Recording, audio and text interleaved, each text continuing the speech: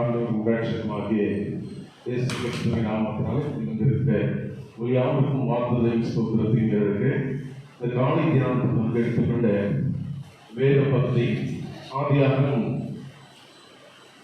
12ஆம் அதிகாரம் 2ஆம் வசனம் 3ஆம் வசனத்தையும் இந்த காலை தியானத்திற்காக இம்மாதனுடைய மொத்த வசனத்தை தியானிக்க முடியாதிருக்கிறேன். நான் உன்னை பெரிய ஜாதியாக்கி உன்னை ஆசீர்வதித்து உன் பெயரை பெருமைப்படுத்துவேன். நீ ஆசீர்வாதமாய் இருப்பாய். உன்னை ஆசீர்வதிக்கிறவர்களை ஆசீர்வதிப்பேன். உன்னை சபிக்கிறவர்களை சபிப்பேன். பூமியில் உள்ள வம்சங்கள் எல்லாம் உனக்கு ஆசீர்வதிக்கப்படும் என்றார்.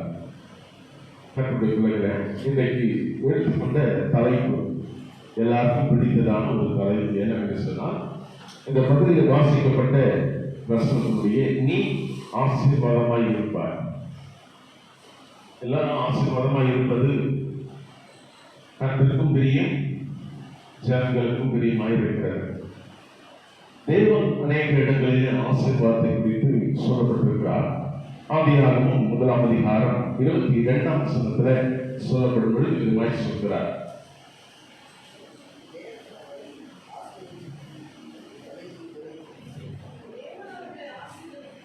தேவன் அவர்களை ஆசீர்வதித்து என்ன சொல்றாங்க?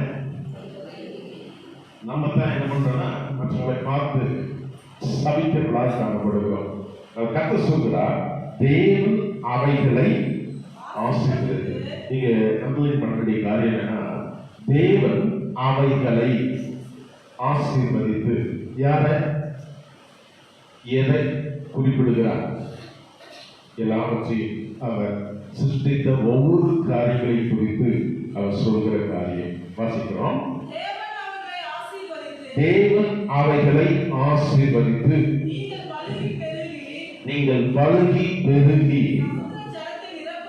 சமுத்திர ஜலத்தை நிரப்புங்கள் என்றும் பறவைகள் பூமியில் பெருக கடவுள் என்றார் என்று சொன்னார். அல்லேலூயா. ஆண்டவர் சொன்னது அப்படியே நடந்தது. நம்முடைய வாழ்க்கையில் கர்த்தர் சொல்கிற காரியம் அப்படியே நடக்கும். அல்லேலூயா. நீங்க மற்றவர்களை ஆசீர்வதிக்கும் பொழுது அந்த ஆசீர்வாதம் அவங்களுக்கு அப்படியே அமையும். ஒருவேளை நீங்கள் சபிப்பீர்கள் என்று சொன்னால் வேதம் சொல்கிறது, உன்னை சபிக்கிறவர்களை நான் சபிப்பேன். அல்லேலூயா. நீங்கள் ஆசீர்வதிக்கிறவர்களை நான் ஆசீர்வதிப்பேன். நமக்கு விரோதமாக எழுப்பின அநேக ஜனங்கள் இருக்கிறார்கள். ஜனங்களை பார்த்து நமக்கு விரோதமாய் தீதாக பேசுகிறார், நமக்கு விரோதமாய் பேசக்கூடிய காரியங்கள் வரும் பொழுது நம்ம உடனே என்ன சொல்லுவோம்னா, ஜனங்கள என்ன சொல்லுவோம்? எசப்பா, அவங்க காலம் போய் அனுப்புறேன், அவன் கையை முடிச்சு அனுப்புறேன் அப்படின்னா நம்ம சொல்லுவோம். அப்படி இல்லாமல் கர்த்தருடைய சமூகத்தில் நீ அவர்களை ஆசீர்வதியும் ஆண்டவரே என்று சொல்லும் பொழுது கர்த்தர் அவர்களை கொண்டு வல்லவராய் இருக்கிறார். ஆதியாகமம் அதே பகுதியில் 2ஆம் அதிகாரம் 3ஆம் வசனத்தில் கர்த்தர் சொல்கிறார், 2ஆம் அதிகாரம் 3ஆம் வசனம், தேவன் தாம் சிருஷ்டித்த உண்டுபடியே தம்முடைய கிரியைகள் எல்லாம் முடிந்த பின்பு அதிலே ஓய்ந்திருக்கும்படி தேவன் 7ஆம் நாளை ஆசீர்வதித்தார். அல்லேலூயா. தேவன் 7ஆம் நாளை ஆசீர்வதித்து உண்டான காரியம் என்னவென்று சொன்னால், இது ஓய்வு நாளாய் காணப்படுகிறது.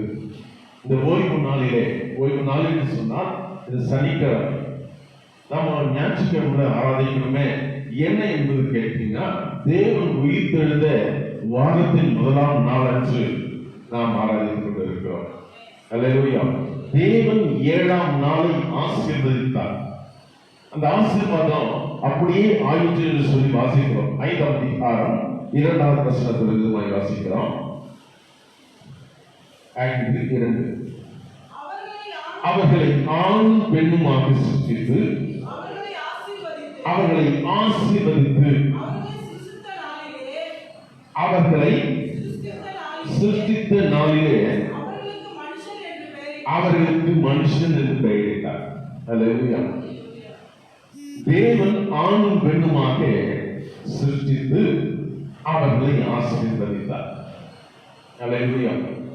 நீங்க நல்லா இருப்பதற்கு ஆண்டவருக்கு தெரியுமாய் இருக்கிறதுனால உங்களை ஆசீர்வதிக்கிறார். அல்லேலூயா.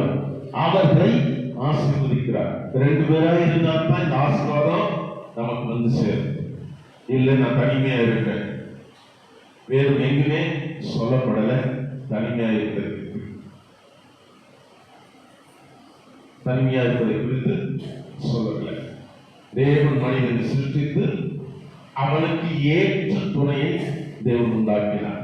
அந்த ஏற்ற துணையோடு கூட இருப்பீர்கள் என்று சொன்னால் தேவனுடைய ஆசீர்வாதம் அங்கே தாபரிக்கும். 9ஆம் அதிகாரம் 1ஆம் வசனத்துல திருமாய் வாசிக்கிறோம். பின்பு தேவன் நோவாவையும் அவன் குமாரரையும் ஆசீர்வதித்து நீங்கள் பழுகி பெருகி பூமியை நிரப்புங்க. எப்ப சொன்னாருன்னா 40 நாள் இரவும் பகலும் மழை பெய்த பிறகு அவர்கள் வெளியே வந்த பிறகு கர்த்தர் இந்த காரியங்களை சொல்கிறார். நீங்கள் பழுகி பெருகி பூமியை நிரப்பணும். தேவனுடைய ஆசீர்வாதம் நமக்கு கர்த்தர் கொடுத்திருந்த சுதந்திரம் இல்லை என்று சொன்னால் பார்த்து ஜனங்கள் பார்த்து பேசுகிற காரியங்கள் நமக்கு பெரிய ஒரு சாபமாய் காணப்படுகிறது. பார்க்கும் பொழுது சொல்லுவாங்க, ஒரு 5 ஆண்டுகள் போகட்டுமே அல்லது 3 ஆண்டு கடந்து போகட்டுமே, என்னமா அவங்க இன்னும் பிள்ளை இல்லையா, பார்க்கிறவங்களாம் மாறி கேட்க ஆரம்பிப்பாங்க. ஆனால் கர்த்தருடைய ஆசீர்வாதம் ஒரு மனிதனுக்கு வரும் என்று சொன்னால் இது கர்த்தரால் அருளப்படுகிற ஈவு. கர்த்தரால் அருளப்படுகிற ஈவு உங்களிடத்தில் வரும் பொழுது அது ஆசீர்வாதமாய் சுதந்திரமாய் இருக்கும் என்று சொல்லி கர்த்தர் சொல்கிறார். அல்லேலூயா. ஒரு மனிதனுடைய ஆசீர்வாதம் எப்போ உங்களுக்கு சரியா கிடைக்கும் என்று சொன்னால் நீங்கள் எத்தனை பிள்ளைகள் இருக்கிறார்கள், பலவான் கையிலே அம்புகளுக்கு ஒப்பாய் இருக்கிறீர்கள் என்று சொல்கிறது. எத்தனை பிள்ளை செல்வங்கள் இருக்கிறதோ அப்பொழுதுதான் நிறைவான ஆசீர்வாதம் உங்களுக்கு வந்து சேர்கிறது. கர்த்தருடைய ஆவியானவர் பேசும் பொழுது இதுமாய் சொல்கிறார். அதேபடி 2ஆம் அதிகாரத்திலே 2ஆம் வசனத்தில் வாசிக்கும் பொழுது உன்னை பெரிய சாதியாக்கி உன்னை ஆசீர்வதித்து என்று சொல்லப்படுகிறது. பெரிய சாதி என்று சொல்லும் பொழுது ஆங்கிலத்தில் வாசிக்கும் பொழுது the great nation என்று சொல்லப்படுகிறது. உன்னை தேசத்துக்கு அதிபதியாக தேவன் மாற்ற போகிறார். உன்னை ஆசீர்வதிக்கிற தேவன் அவர் பெரியவராக இருக்கிறார். அவர் அதிசயங்களை செய்கிற தேவனாக இருக்கிறார். அவர் அற்புதங்களை செய்கிற தேவனாக இருக்கிறார். உங்களுடைய வாழ்க்கையில கர்த்தர் அற்புதங்களை நாயகனாக இருந்து ஒரு வழிநடத்த வல்லவராக இருக்கிறார். வாசிக்கலாம் 14ஆம் அதிகாரம் 19ஆம் வசனத்தில் வாசிக்கிறோம். அவரை ஆசீர்வதித்து வானத்தையும் பூமியையும் உண்டாக்கியவராகிய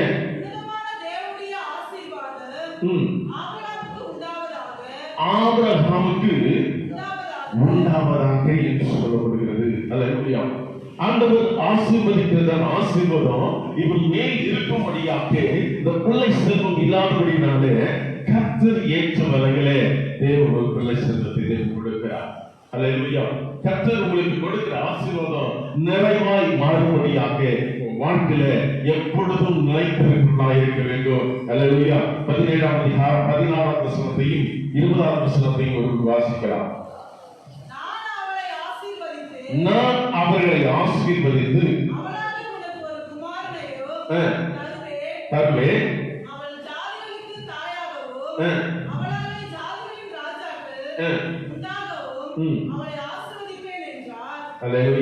அவர் அவனை ஆசீர்வதிப்பேன் என்றார். அல்லேலூயா. 20ஆம் வசனத்தை வாசிக்கிறோம்.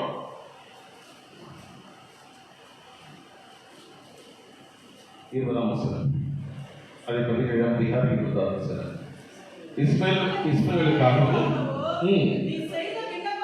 நீ செய்த விண்ணப்பத்தை கேட்டு நான் அவனை ஆசீர்வதித்து அவனை மிகவும் பழுகவும் பெருகவும் பண்ணுவேன். அவன் பண்ணுவேன். அவனை பெரிய சாதியாக்குவேன் என்று சொல்லி கர்த்தர் சொல்கிறார். அல்லேலூயா. கர்த்தர் கொடுக்கிற இந்த ஆசீர்வாதம் எல்லாருக்கும் சுதந்திரமாய் தேவன் கொடுக்கிறார். கர்த்தரை அறிந்த ஜனம், கர்த்தரை அறியாத ஜனம் எல்லாருக்கும் இப்படிப்பட்ட ஆசீர்வாதத்தை தேவன் கொடுக்கிறார். ஆபிரகாம் நமக்கு சொல்லும் பொழுது 22ஆம் அதிகாரம் 17ஆம் வசனத்தில் சொல்லும் பொழுது ஆபிரகாமுக்கும் சாராளுக்கும் பார்த்து ஆண்டவர் வாக்குத்தத்தம் கொடுக்கிறார். என் சந்ததியை வானத்துள்ள நட்சத்திரங்களை போலும், கடற்கரை மணலை போலும் உன்னை ஆசீர்வதிப்பேன் என்று சொல்கிறார். அல்லேலூயா. நான் உன்னை ஆசீர்வதிக்கவே ஆசீர்வதித்து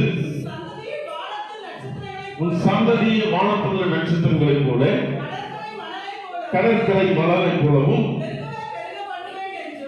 எனவே பெருகவே பெருக பண்ணுவேன் என்று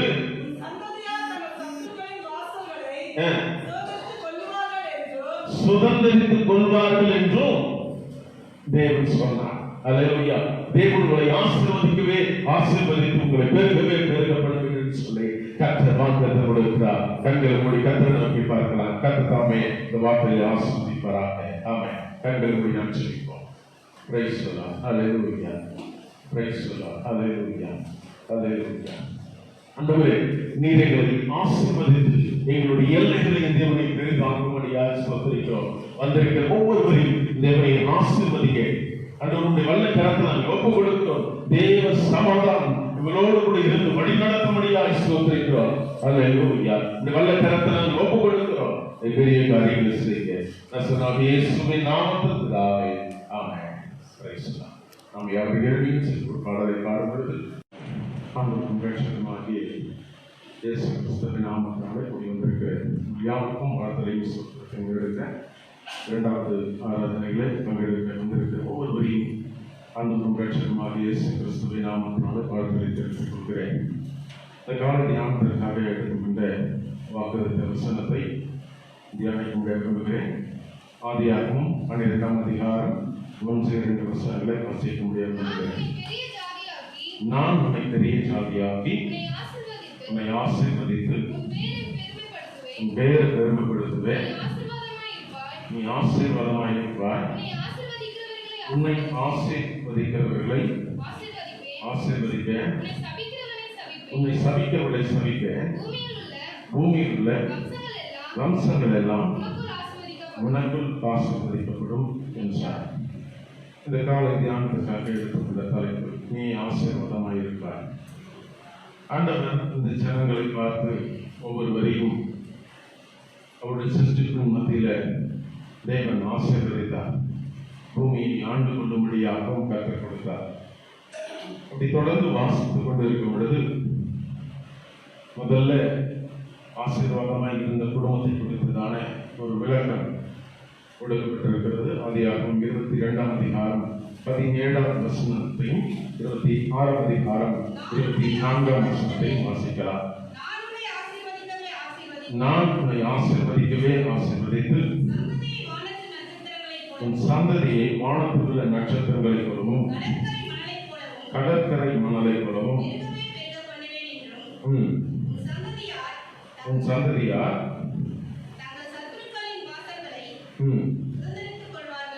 சுதந்திரித்துக் கொள்வார்கள் என்றும் நீ என் சொல்லுக்கு கீழ்ப்படிந்தபடியினால் உன் சந்ததிக்குள் பூமியில் உள்ள சகல ஜாதிகளுக்குள்ளும் ஆசீர்வதிக்கப்படும் என்றும் என் பேரில் ஆணையிட்டேன் என்று கர்த்தர் சொல்கிறார் என்றார். அல்லேலூயா. கர்த்தருடைய ஆவியானவர் இந்த நாளிலே உன் சந்ததியை தேவன் ஆசீர்வதிக்க வேண்டும் என்று சொன்னால்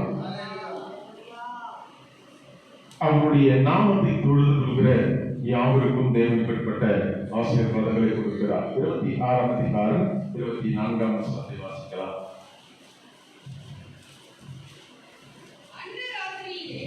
அன்று ராத்திரியிலே கர்த்தர் அவனுக்கு தரிசனமாகி பயப்படாதே, நான் உன்னோடு கூட இருந்து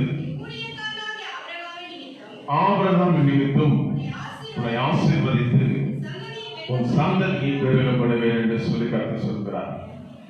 இந்நாட்களிலே அநேக விதமான போராட்டங்கள், வியாதி எனக்கு வந்துவிடுமோ என்று சொல்லி ஒரு கலக்கம். அப்படிப்பட்ட கலக்கத்தோடு கூட வாழ்ந்து கொண்டிருக்கிற நமக்கு தேவன் கொடுக்கிற வார்த்தை, நான் உன்னை ஆசீர்வதிக்க, நான் உன்னை பெருக பண்ணுவேன். அல்லேலூயா. ஒரு சிலர் எல்லாம் யோசிக்கலாம், எனக்கும் இப்படிப்பட்ட உபத்திரம், எனக்கு இப்படிப்பட்ட போராட்டம் இருக்கிறது, என் சந்ததி இதற்கு மேல் வளராதோ, என் சந்ததி இதற்கு மேல் ஆசீர்வாதமா இருக்காதோ என்று சொல்லி கலக்கத்தோடு இருக்கிறோம். கர்த்தருடைய ஆவியான சொல்கிறோம், சந்ததியினர் பெருகப்பட வேண்டும் என்று சொல்லி சொல்லும் பொழுது ஆதியாகமம் 49ஆம் அதிகாரம் 15ஆம் வசனத்திலே கர்த்தர் சொல்கிறார். 48ஆம் அதிகாரம் 15ஆம் வசனம், 48:15.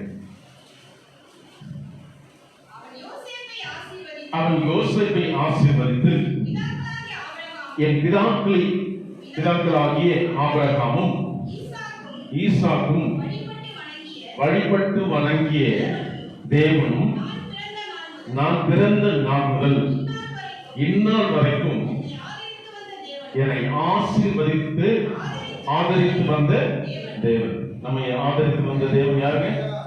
ஆண்டவர். அல்லேலூயா. நாம் மாத்திரமல்ல, நம்முடைய சந்ததிகளுக்கும் அப்படிப்பட்ட வார்த்தைகளை, அப்படிப்பட்ட விசுவாச வார்த்தைகளை நாம் மற்றவர்களுக்கு கற்றுக் கொடுக்க வேண்டிய ஒரு காலத்துக்குள்ள நம்ம இருக்கிறோம். நான் மாத்திரம் ஆண்டவரை தேடினேன், நான் மாத்திரம் ஆசீர்வாதமா இருந்தேன், என் பின் வருகிற சந்ததி அப்படிப்பட்ட ஆசீர்வாதத்துக்குள்ள இல்லை. அப்படி என்று சொன்னால் யோசேப்பினுடைய வாழ்க்கையில அநேக உபத்திரவங்கள், அவன் கண்ட சொற்குணத்தை தகப்பனார் எடுத்து சொல்லும் பொழுது அவனுக்கு வந்து நேரிட்ட காரியங்கள், தன்னுடைய சகோதர நிமித்தமாக வந்த போராட்டம். இன்னைக்கு வந்திருக்கிற போராட்டம் எப்படி இருக்குன்னா,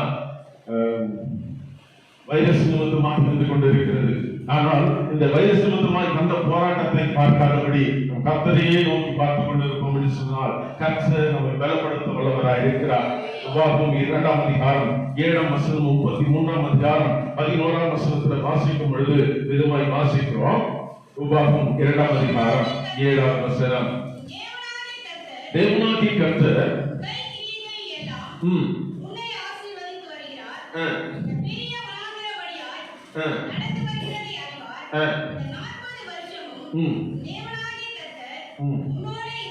உன்னோடு இருந்தார், ஒன்றும் குறைவுபடவில்லை என்று சொன்னார். விசுவாசிக்கும் ஆமென் சொல்லுங்கள். அல்லேலூயா.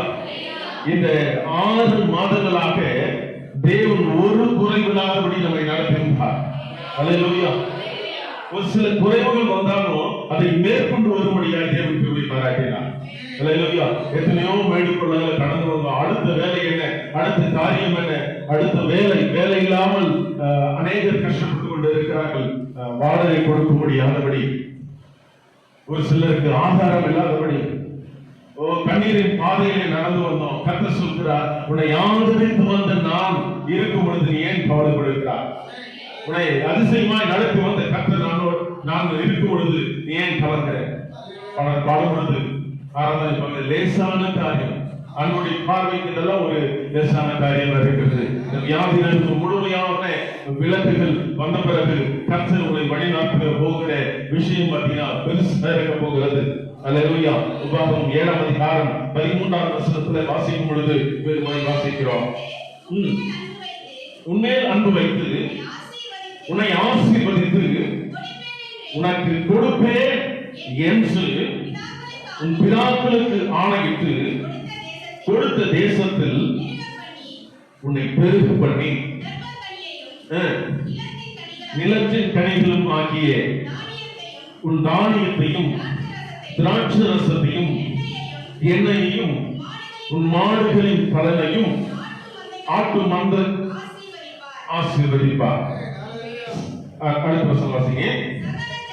சகல ஜனங்களை பார்க்கிலும் நீ ஆசீர்வதிக்கப்பட்டிருப்பாய். பார்த்து உங்க கையை குலுக்கி சொல்லுங்க. அப்படின்னு சொன்னா கூட என்ன பண்ணணும்? கையை குலுக்கூடாது. ஸ்தோத்திரம். எப்படி சொல்லணும்? ஸ்தோத்திரம் சொல்லி சகல ஜனங்களை பார்க்கிலும் சொல்லுங்கள. பக்கத்துல பார்த்து சொல்லுங்கள. சகல ஜனங்களை பார்க்கிறோம் நீ ஆசீர்வதிக்கப்பட்டிருப்பாய். அல்லேலூயா. மீண்டுமாக ஆதியாகமம் 12ஆம் அதிகாரத்தினுடைய 2ஆம் வசனத்தை 3ஆம் வசனத்தை வாசிக்கலாம். நான் உன்னை பெரிய சாதியாக்கி உன்னை ஆசீர்வதித்து உன் பேரை பெருமைப்படுத்துவேன். நீ ஆசீர்வாதமாக இருப்பாய். நீ உன்னை ஆசீர்வதிக்கிறவர்களை ஆசீர்வதிக்க. கர்த்தர் சொல்கிறார், உன்னை ஆசீர்வதிக்கிறவர்களை நான் ஆசீர்வதிக்கிறேன். அல்லேலூயா. நீ போகும் பொழுது எல்லாரையும் பார்த்து நீங்க ஆசீர்வதிக்க போறீங்க. ஆசீர்வாதம் அந்த குடும்பத்துக்கு அங்கே தாபரிக்க வேண்டும். திருப்பதி வாசிக்க, உன்னை சபிக்கிறவர்களை நான் சபிப்பேன். அல்லேலூயா. உன்னை சபிக்கிறவர்களை நான் சபிப்பேன். பூமியில் வம்சங்கள் எல்லாம் உனக்குள் ஆசீர்வதிக்கப்படும் என்று கர்த்தர் சொல்கிறார். அல்லேலூயா. திருப்பதி வாசிக்கும் பொழுது யோசேப்புக்கு தேவன் கொடுத்த காரியம், யோசேப்பு எப்னாயின் குமாரனாகிய காலத்தை ஆசீர்வதித்தார் என்று சொல்லி வாசிக்கிறோம். யோசுவா 14ஆம் அதிகாரம் 13ஆம் வசனத்தில் சொல்லும் பொழுது எப்னாயின் குமாரனாகிய காலத்தை தேவன் ஆசீர்வதித்தார். அல்லேலூயா. யோசுவா ஆசீர்வதித்தது போல நீங்களும் மற்றவர்களை ஆசீர்வதிக்கும் பொழுது அந்த ஆசீர்வாதம் உங்களுக்கு தங்கி தாபரிக்கும். நீங்க எப்படி ஆசீர்வதிக்கிறீர்களோ, நீங்க இருக்கிற நிலையை காட்டிலும் 1000 மடங்கு தேவன் ஆசீர்வதிப்பார் என்று சொல்லி நீங்கள் ஆசீர்வதிக்கிறீர்கள் என்று சொன்னால் அந்த ஆசீர்வாதம் தங்கி தாபரிக்கும். கர்த்தருடைய பிள்ளைகளே, நீங்கள் சொல்லி ஆசீர்வதிக்கும் பொழுது தாவீது கர்த்தருடைய நாமத்தினாலே ஜனங்கள் எல்லாரையும் ஆசீர்வதித்தார். இன்றைக்கு உங்களையும் நான் அப்படி ஆசீர்வதிக்கிறேன். அல்லேலூயா. பல்லவி பெருகி பூமியை நிரப்புவீர்கள். உங்களை ஆசீர்வாதமாய் தேவன் வைப்பார். உங்களுடைய ஆசீர்வாதம், நீ கையிடுகிற காரியங்கள் எல்லாவற்றையும் தேவன் ஆசீர்வதித்து ஒரு குறைகள் அதன்படி தேவன் உங்களை நடத்த போகிறார். அல்லேலூயா. கரங்களை தட்டி ஆண்டவருக்கு நன்றி சொல்லுவார். கர்த்தருடைய வார்த்தை ஆசீர்வதிப்பாராக. ஆமென். அல்லேலூயா. அல்லேலூயா. Praise God. Praise God. நாம் யாவரும் எழுந்து நின்று ஒரு பாடலை பாடுவது கற்றுக்கொண்டால்